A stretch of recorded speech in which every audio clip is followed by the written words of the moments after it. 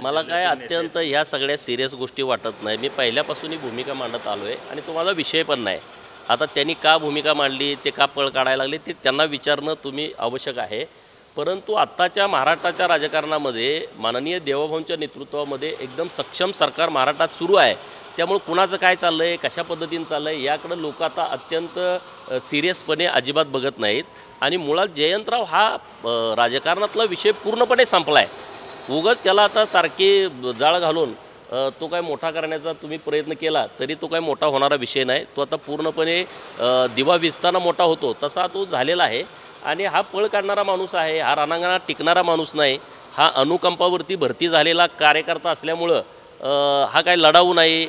ह्या जयंतरावनी कुणासाठी संघर्ष केला नाही, एखादा दिवस जेलमध्ये गेला नाही, एखादा मोठा प्रोजेक्ट सांगली जिल्ह्यासाठी आणला नाही. एवढे वर्ष ते महाराष्ट्राच्या राजकारणामध्ये VIP कॅबिनेट मंत्री म्हणून राहिलेत, परंतु एक ते प्रोजेक्ट सांगू शकत नाहीत. आज देवाभाऊ राज्यात मुख्यमंत्री आहेत, कितीतरी प्रोजेक्ट सांगता येतील. समृद्धी महामार्ग सांगता येईल, राज्यामध्ये जलयुक्त शिवारची योजना सांगता येईल. 28,000 गावामध्ये 6.5 लाख कामं केली की ज्याच्यामुळं शेतकऱ्यांच्यात एक पीक निघत तिथं 2 पिकं निघत आहेत, जिथं 2 पिकं निघत तिथं 3 पिकं निघत आहेत. कितीतरी विषय सांगता येतील. रस्त्यांचं जाळं निर्माण केलं, ग्रामसडक योजना, मुख्यमंत्री ग्रामसडक योजना आणली जी कधी गावातल्या लोकांच्यासाठी रस्ते नव्हते, 3 टप्प्यामध्ये ते रस्ते देऊन टाकले लोकांना. कितीतरी निर्णय सांगता येतील, पण ह्यांना काही कामच करता आलं नाही.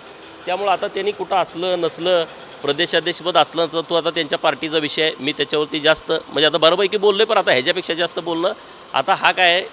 सायकलला मी मगाशीच म्हटलं, आम्ही पूर्वी सायकल वापरायचो, तुम्ही वापरायचा. सायकलचा पंक्चर झाला तर तो काढता येतो, पण तो बस्ट झाला तर काढता येत नाही, ट्यूब बदलावी लागते. हा आता बस्ट झाला, ह्याची ट्यूब पूर्णपणे टायरसुद्धा बदलावं लागेल, अशी परिस्थिती आता ही झालेली आहे.